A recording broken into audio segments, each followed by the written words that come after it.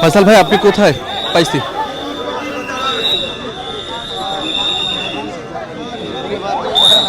আসেন আসেন, আছে পিছনে।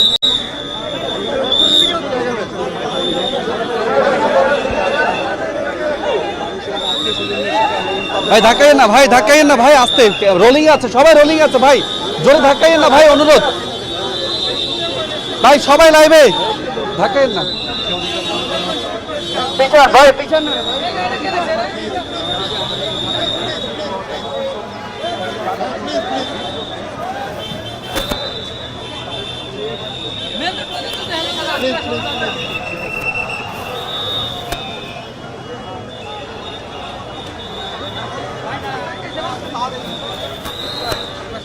শরীফ ওসমান হাদিকে এই মুহূর্তে বের করা হচ্ছে জাতীয় হৃদরোগ ইনস্টিটিউটের। ভাইয়া গাড়ি স্টার্টে রাখেন, আমরা কিন্তু আসছি, অ্যাম্বুলেন্সটা ঠিক সামনে ইয়ে করবেন। হ্যাঁ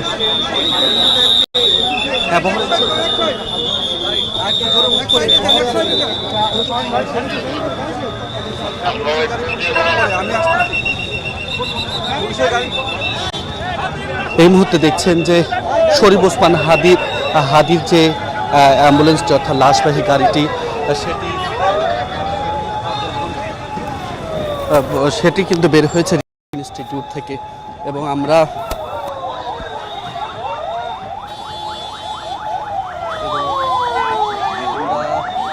দেখছি যে শরীফ ওসমান হাদির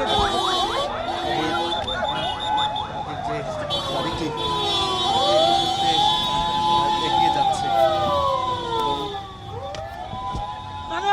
আমরা সরাসরি দেখানোর চেষ্টা করছি লাশবাহী গাড়িটি যেটি রয়েছে, লাশবাহী গাড়িটি যেটি রয়েছে ঠিক সেটির সামনে আমরা রয়েছি এবং দেখানোর চেষ্টা করছি, আপনাদের সরাসরি দেখানোর চেষ্টা করছি। আমরা দেখছেন যে এই মুহূর্তে যে গাড়িটি মূলত যাচ্ছে সেটি, এবং লাখো জনতা কিন্তু দৌড়ে যাচ্ছেন মূলত শরীফ ওসমান হাদির গাড়িবহর যেটি রয়েছে সেটির সঙ্গে দৌড়ে যাওয়ার চেষ্টা করছেন। আমরা সরাসরি আপনাদের দেখানোর চেষ্টা করছি।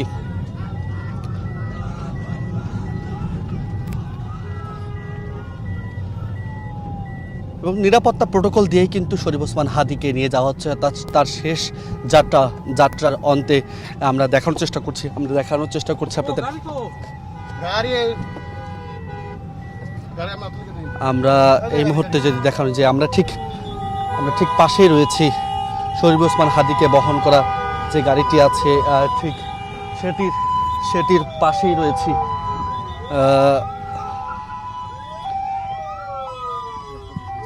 আপনারা দেখছেন যে এই গাড়িটিতে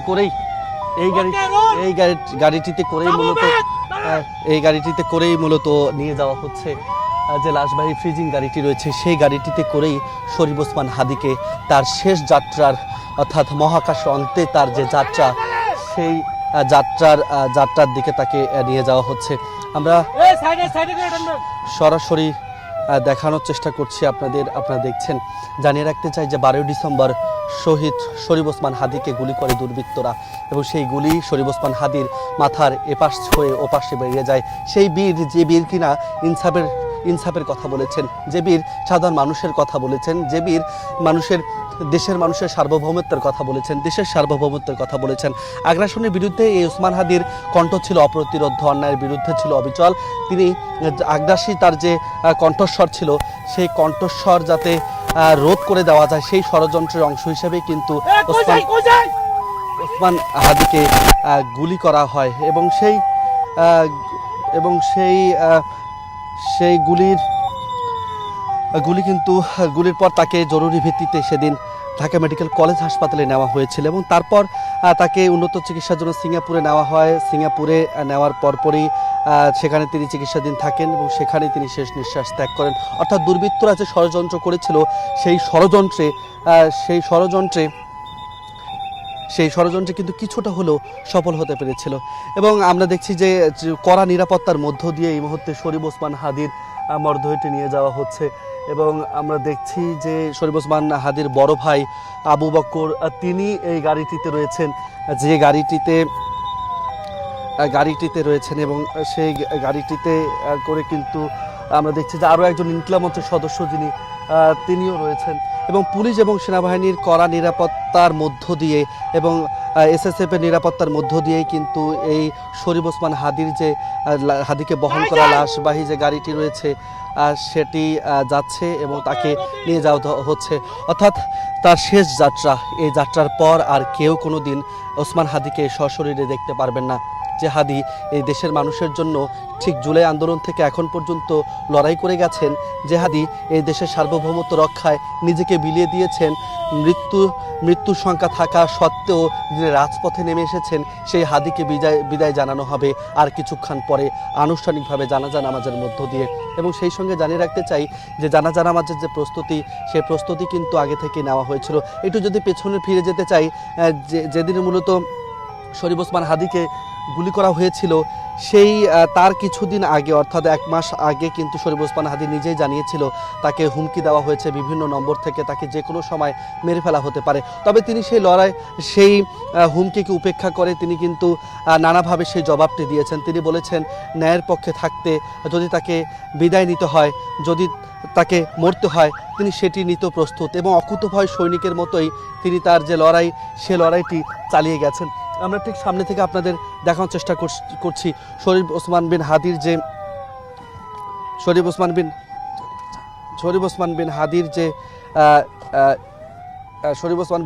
যে গাড়িবহরটি, এটি এই মুহূর্তে সংসদ ভবন এলাকায় প্রবেশ করছে এবং আমরা সরাসরি আপনাদের দেখানোর চেষ্টা করছি। দেখছেন যে শরীফ ওসমান বিন হাদির গাড়িটি এই মুহূর্তে সংসদ ভবনের পিছনের গেট দিয়ে কিন্তু প্রবেশ করছে এবং নিরাপত্তা বেষ্টনীর আওতায় সকল ধরনের নিরাপত্তা নিশ্চিত করেই কিন্তু শরীফ ওসমান বিন হাদি তার শেষ যাত্রা, যে যাত্রার মধ্য দিয়ে চলে যাবে অসীমন্তে মহাকাশে। তিনি যেটি বলেছিলেন তিনি তার আল্লাহর কাছে ফিরে যেতে চান, তিনি তার ইচ্ছে মতো এবং সকল শক্তিকে তিনি জানিয়ে দিলেন যে এই ওসমান হাদি দমে যাওয়ার নয়, তিনি লড়েছেন, মৃত্যুর সঙ্গেও লড়েছেন, তিনি লড়েছেন তার অসুস্থতায় যেখানে মাথা ভেদ করে গুলি বেরিয়ে গিয়েছে সেখানেও তিনি লড়েছেন এবং দীর্ঘ সময় তিনি পাঞ্জা লড়েছেন মৃত্যুর সঙ্গে।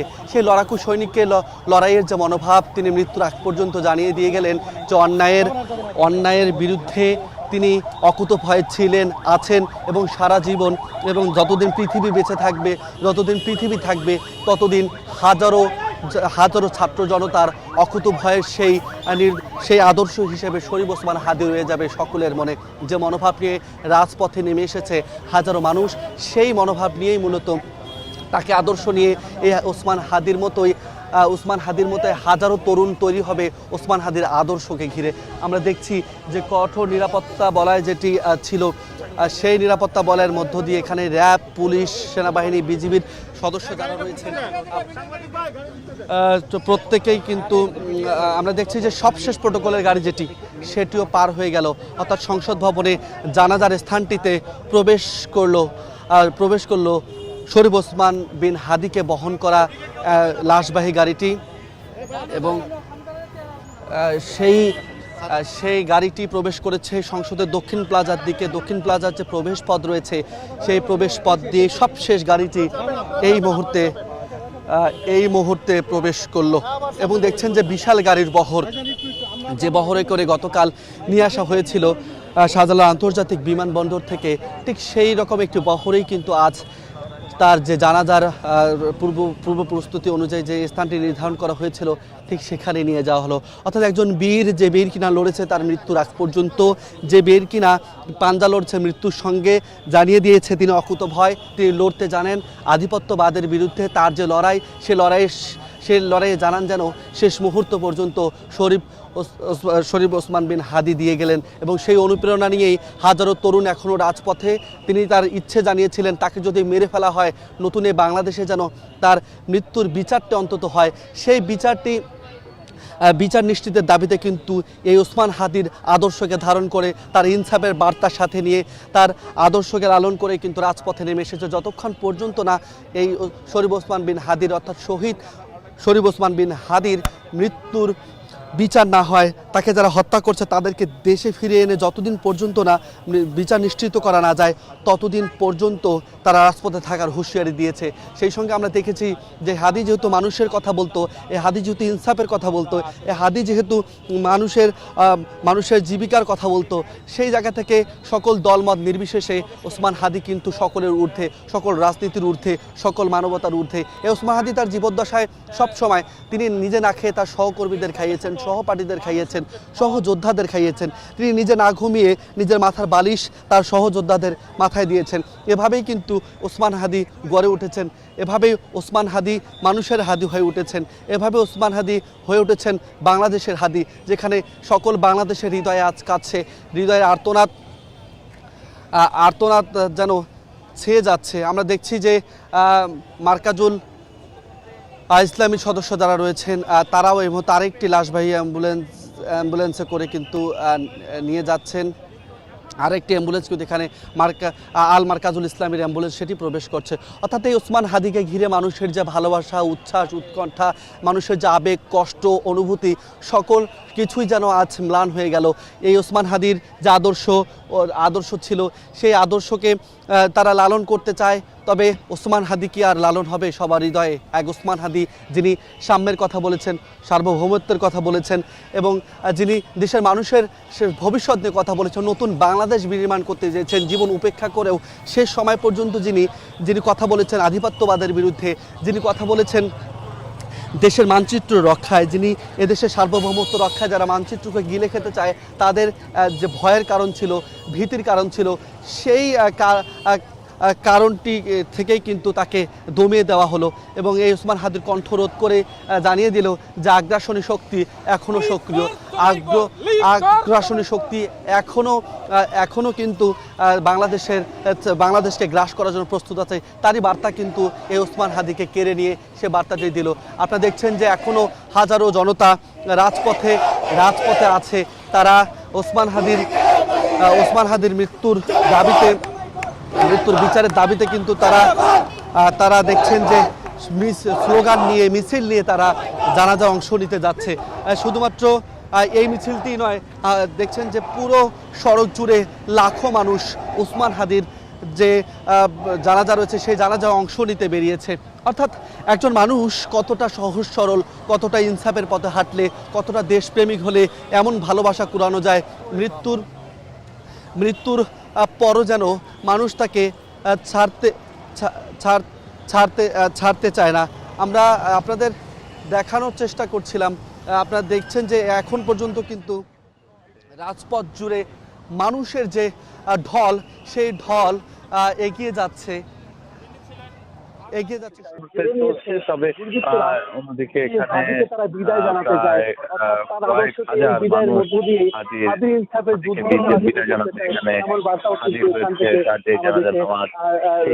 নামাজে কিন্তু তারা এখানে এসে পৌঁছেছে। এখনো অনেকে জানাজার নামাজ এখানে অনুষ্ঠিত হবে। সেই জানাজার নামাজে কিন্তু অংশ নিতে বলা চলে কয়েক হাজার মানুষ এখানে অংশ নিতে হাজির হয়েছে। তবে আরো বেশি মানুষ হলে আসলে কোথায় দাঁড়াবে সেটি সংকট হয়ে দাঁড়িয়েছে। তিনি কিন্তু এই রাস্তায় অনেকে দাঁড়াতে দেখেছি। এই মুহূর্তে বলা চলে যে কানায় পূর্ণ দক্ষিণ প্লাজা, সংসদের যে দক্ষিণ প্লাজা আছে সেই দক্ষিণ প্লাজা কানায় পূর্ণ রয়েছে। তবে সবকিছু মিলিয়ে বলাই চলে যে এই জাতীয় সংসদের সামনে আজকে কিন্তু ঐতিহাসিক এক ঘটনার সাক্ষী হতে সবাই সাথে যে সেই বিপ্লবীকে বিদায় জানাতে শেষ বিদায় জানাতে মূলত হচ্ছে সবাই এখানে এসেছেন। এবং বিশেষ করে আজকের দিনকে কেন্দ্র করে কিন্তু সাধারণ মানুষ থেকে শুরু করে ছাত্র জনতার থেকে শুরু করে বিভিন্ন শ্রেণী পেশার মানুষ, আপনারা নিশ্চয়ই জানেন যে এই যে জুলাই গণঅভ্যুত্থানের সময় যে শরীফ ওসমান হাদী উনি কিন্তু যেমনি সক্রিয় ছিলেন তেমনি কিন্তু সক্রিয় ছিলেন ঠিক শরীফ ওসমান হাদী সক্রিয় ছিলেন ঠিক গণঅভ্যুত্থানের পরপরই। তখন কিন্তু আমরা লক্ষ্য করেছি যে তখন পরে তিনি হচ্ছে কি ইনকলাব মঞ্চ নামে প্ল্যাটফর্ম তৈরি করেন এবং প্রতিষ্ঠার পর সেখানে তিনি তার যেই সমালোচনা, তার যেই চিন্তা ভাবনা সেগুলো কিন্তু এই প্ল্যাটফর্মের মাধ্যমে তিনি তুলে ধরতেন। এর পরবর্তী সময়ে তিনি যেমনি হচ্ছে এনসিপি সমালোচনা করেছেন, তেমনি সমালোচনা করেছেন বিভিন্ন রাজনৈতিক ব্যক্তির, তেমনি সমালোচনা করেছেন জামায়াতের, একই সাথে বিএনপির সমালোচনা করতে আমরা লক্ষ্য করেছি। সবার কিন্তু তিনি কাউকে কোনো দল বা কোনো রাজনৈতিক ব্যক্তিত্ব নয়, বরঞ্চ তিনি কিন্তু সকল ব্যক্তির বাংলাদেশের বিরুদ্ধে যে কোনো ধরনের অপপ্রচার, যে কোনো দেশের বিরুদ্ধে তিনি কিন্তু কথা বলতে ভয় পাননি, বরঞ্চ তিনি সব সময় কথা বলে গেছেন। একই সাথে তিনি বাংলাদেশ প্রশ্নে কিন্তু অনড় ছিলেন। বাংলাদেশের এই যে এই সন্ধিক্ষণ যখন কিনা হচ্ছে বাংলাদেশের গণঅভ্যুত্থান হয়, তখন তিনি কিন্তু বিশাল সময় জুড়ে ঝালকাঠিতে ছিলেন, তার পাশাপাশি ঢাকায়ও ছিলেন। তিনি তার বক্তব্যে বলেছেন তিনি 5ই আগস্টের পরপরই তার যেই এলাকা সেখানে গিয়ে মন্দিরগুলো পাহারা দিয়েছেন, যেন ধর্মীয় উপাসনালয়গুলো যেখানে কিনা হামলা হবার শঙ্কা রয়েছিল, সেই হামলা হবার শঙ্কা যেন কোনোভাবেই পূরণ না হয় সেজন্য কিন্তু বারবার চেষ্টা করা হয়েছে। বারবার বলেছেন যে বাংলাদেশের প্রশ্নে, বাংলাদেশের ঐক্যের প্রশ্নে তিনি সবসময় কিন্তু থাকবেন। আর এই মুহূর্তে এই দক্ষিণ প্লাজায় ঠিক জাতীয় সংসদের যে দক্ষিণ প্লাজা আছে সেই দক্ষিণ প্লাজায় এই মুহূর্তে বলাই চলে কানায় কানায় পূর্ণ হয়ে গিয়েছে। সকল রাজনৈতিক দলের যারা অংশীজন আছে তাদেরকে কিন্তু আমি লক্ষ্য করছি, তারা একে একে প্রবেশ করছে ইনকলাব মঞ্চের যারা সদস্য তারা। এছাড়াও আমি লক্ষ্য করেছি যে এখানে বিভিন্ন নাট্যকার থেকে শুরু করে যারা বিশিষ্ট জন আছে তারা কিন্তু এখানে এসে হাজির হয়েছে এবং তাদের সাথে যে আবেগ জমায়েত হয়ে যাচ্ছে, তারা কিন্তু হচ্ছে আমাদের সাথে যখন কথা বলছিলেন আমরা দেখছিলাম তারা আবেগপ্রবণ হয়ে যাচ্ছেন এবং একজন বিপ্লবীর যে বিদায় সেই বিদায় কিন্তু তারা দিয়ে যাচ্ছেন। আজকের এই দিনকে কেন্দ্র করে কিন্তু প্রায় এখানে লাখো মানুষ হাজির হয়েছে। তাদের সবাই কিন্তু বলছেন যে আজকের এই দিনকে তারা যে কোনো ভাবেই তারা স্মরণ করতে চান, যে কোনো ভাবেই তারা এই ইতিহাস সাক্ষী হতে চান। তাই কিন্তু দেশের নানা জায়গা থেকে কিন্তু তারা ছুটে এসেছেন। আর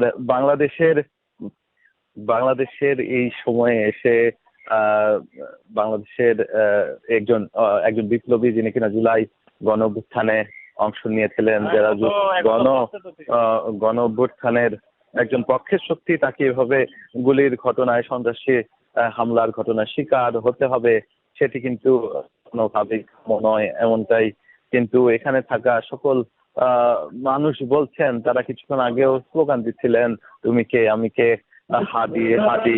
এই মুহূর্তে জোহরের যে নামাজ, সেই নামাজ কিন্তু একই সাথে আদায় করলো এখানে থাকা, উপস্থিত হওয়া যারা